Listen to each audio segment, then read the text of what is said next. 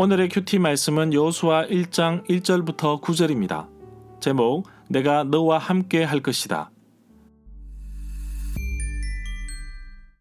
먼저 앞뒤 문맥을 살펴보겠습니다. 이스라엘 백성들이 38년간 광야에 머물렀는데 여호와께서 모세에게 요단강을 건너 가나안 땅으로 들어가라고 하십니다. 이스라엘 백성들이 받은 약속의 땅의 경계까지 분명하게 말씀하십니다. 그런데 그동안 함께했던 제사장 아론과 지도자 모세가 가나안 땅을 눈앞에 두고 죽습니다. 이제 여호수아가 백성들을 이끌고 가나안 땅으로 들어가야 합니다. 가나안 땅은 그냥 들어가서 정착하는 것이 아니라 전쟁을 치르며 싸워야 합니다. 당연히 지도자 모세는 긴장할 수밖에 없는데 여호수아가 백성들을 인도하기 위해서는 먼저 자기 자신이 여호와 하나님의 인도를 받아야 합니다. 잘 이끌고 잘 정착하는 방법은 단 한 가지입니다. 좌로나 우로나 치우치지 말고 하나님 말씀을 의지하고 순종하는 것입니다. 문단을 나눠보겠습니다. 1절부터 4절은 하나님이 여호수아에게 명령하심, 5절부터 9절은 너와도 함께 할 것이다. 1절에 보면 여호와의 종 모세가 죽은 뒤에 여호와께서 모세의 보좌관이었던 눈의 아들 여호수아에게 말씀하셨습니다. 신명기 1장 37절에 보면 가나안 땅에 들어가 땅을 기업으로 차지하게 될 사람이 모세가 아니라 여호수아라는 사실을 여호와께서 모세에게 직접 말씀하셨습니다. 모세는 모압 땅에서 죽었습니다. 여호수아가 모세의 수종자로 나오는데 출애굽기 33장 11절에 보면 모세의 시종으로 나옵니다. 시종과 수종자, 보좌관의 히브리어 낱말은 동일합니다.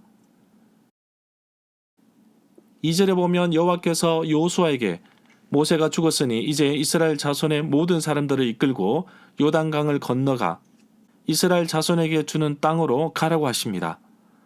요단강을 건너는 것은 요단강 동쪽에서 서쪽 방향으로 건너는 것입니다.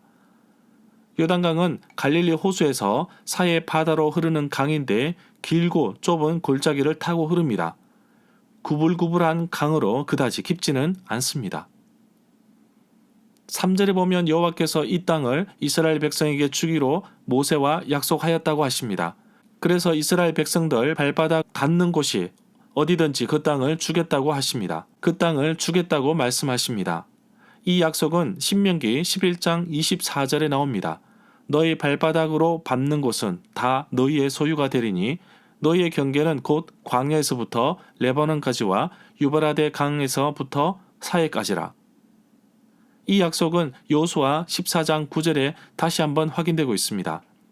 이 약속은 모세에게도 하였지만 이미 아브라함에게 하신 약속이 이제야 성취되는 것입니다.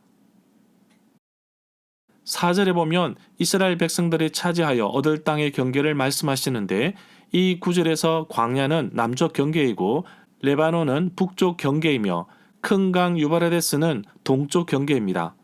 아브라함에게 주신 약속의 땅 경계가 애굽 강에서부터 큰 강 유브라데까지입니다. 어떻게 보면 이 구절에서 말하는 땅의 경계는 이스라엘이 가장 힘 있을 때 차지하였던 영토를 미리 묘사하고 있는 것으로 보입니다. 5절에 보면 여호와께서 모세와 함께 했던 것처럼 여호수아와도 함께 할 것이라고 하십니다. 여호수아가 살아있는 동안에 아무도 앞길을 가로막지 못할 것이며 여호와께서 여호수아를 떠나지 않을 것이며 결코 홀로 내버려 두지 않을 것이라고 약속하십니다. 여호와께서 모세에게 반드시 너와 함께 있으리라고 출애굽기 3장 12절에 약속하셨습니다.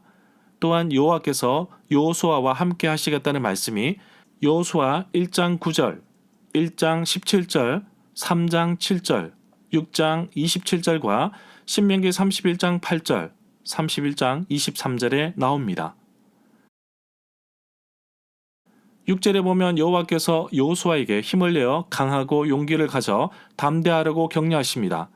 여호와께서 이스라엘 백성들의 조상들에게 주기로 약속한 땅을 차지하게 될 사람과 이 백성을 이끌 사람은 바로 여호수아라고 말씀하십니다. 강하고 담대하라는 말씀은 여호수아 1장 7절과 1장 9절, 1장 18절과 신명기 31장 6절부터 7절에 나옵니다. 이러한 표현은 신명기 31장 7절과 31장 23절에서도 알 수 있듯이 여호와께서 모세와 여호수아에게 주셨던 말씀인데 다윗이 솔로몬에게 주었던 유언에서도 볼 수 있습니다. 7절에 보면 우로나 저로나 치우치지 말고 모세의 율법책에 기록된 것을 다 지켜 행하라고 하십니다. 여호와께서 그의 종 모세에게 명령한 것을 모세는 여호수아에게 명령하였고 여호수아는 그대로 행하여 여호와께서 모세에게 명하신 모든 것을 하나도 행하지 아니한 것이 없었다고 말씀하고 있습니다.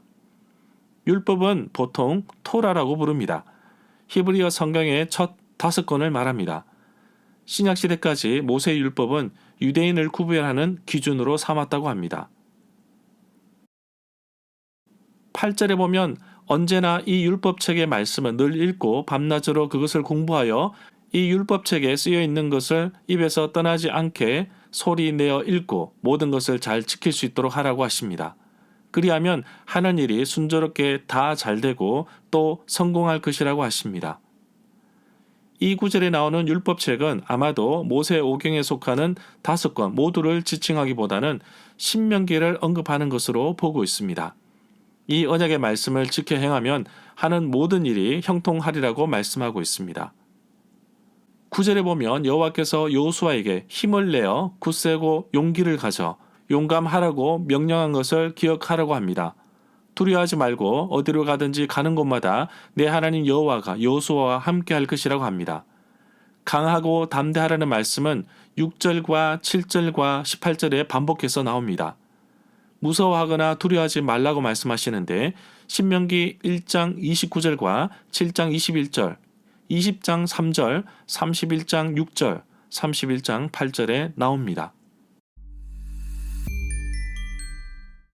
절마다 상세한 설명과 구절 해석, 핵심 내용과 중심 줄거리는 네이버 블로그에 올려져 있습니다. 내게 주시는 교훈입니다. 하나님은 약속을 반드시 지키시는 분이십니다. 아브라함에게 약속하신 땅을 여호수아 때에 이루어 주셨습니다. 자기 백성들이 약속의 땅에 들어가기 전까지 결코 백성들을 포기하지 않으시는 하나님을 봅니다. 하나님의 말씀에 순종하고 그 약속을 따를 때에 하나님은 우리와 함께 하시고 흔들리지 않도록 하십니다. 내가 순종하고 지켜야 할 하나님 말씀은 무엇일까요? 여호수아는 백성의 지도자로서 먼저 여호와 하나님께서 말씀하신 것을 지켜야 했습니다. 부모로서, 지도자로서, 리더십으로서 내가 먼저 하나님의 말씀을 지켜야 합니다. 좌로나 우로나 치우치지 않도록 하나님 말씀을 잘 순종할 수 있도록 힘을 주옵소서. 여호와께서 먼저 여호수아에게 좌로나 우로나 치우치지 말고 명한 율법을 다 지키라고 하였습니다. 큰 일을 앞두고 우리가 할 일은 주변 환경에 의지하거나 군사력과 경제, 정치에 의존할 것이 아니라 하나님 말씀을 의지하는 것이 바로 신앙의 모습입니다. 여호수아는 모세의 보좌관으로서 많은 정보와 리더십을 가지고 있었습니다. 자신의 생각대로 전략을 세워서 가나안 땅으로 진격할 수도 있었지만 여호수아에게 있어서 가장 중요한 것은 하나님의 말씀을 묵상하고 그대로 실행하는 것이었습니다. 이 교훈은 오늘날 나에게도 적용이 됩니다. 하나님 말씀을 묵상하는 동안 내 생각, 내 지식, 내 경험에 의지하여 살 것이 아니라 하나님 말씀을 의지하며 좌로나 우로나 치우치지 않고 오로지 하나님만 바라보며 나아가기를 소망합니다.